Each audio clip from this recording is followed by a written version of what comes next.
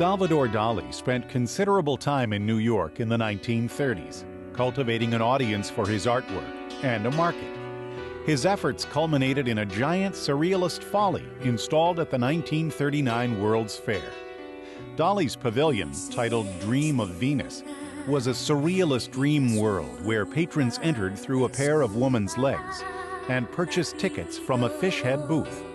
Visitors were warned that what they were about to see would not only be unsettling, but even disturbing. Dali's focus and main objective was to stage the dreams of Venus. He displayed the goddess lying on an ardent couch, consumed by the fever of love. The wet part of the pavilion represented Venus's dream of water, where a large number of objects were housed inside a water tank.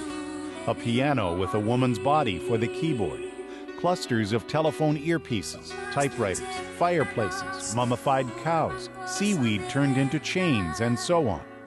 Since these objects were made of flexible rubber, it was supposed that they undulated rhythmically, as did the living mermaids, wearing crustacean flippers and little else, while swimming underwater, playing the piano, making phone calls, using the typewriter, lighting the fire, and occasionally milking the cow.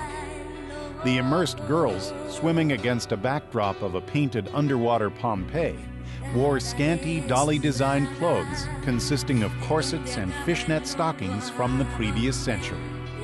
The contemporary press remarked that the pavilion shrewdly combined surrealism and sex, delighting the organizers of the pavilion, who believed that the exercise would advance the understanding of surrealism in America more than would a dozen highbrow exhibitions.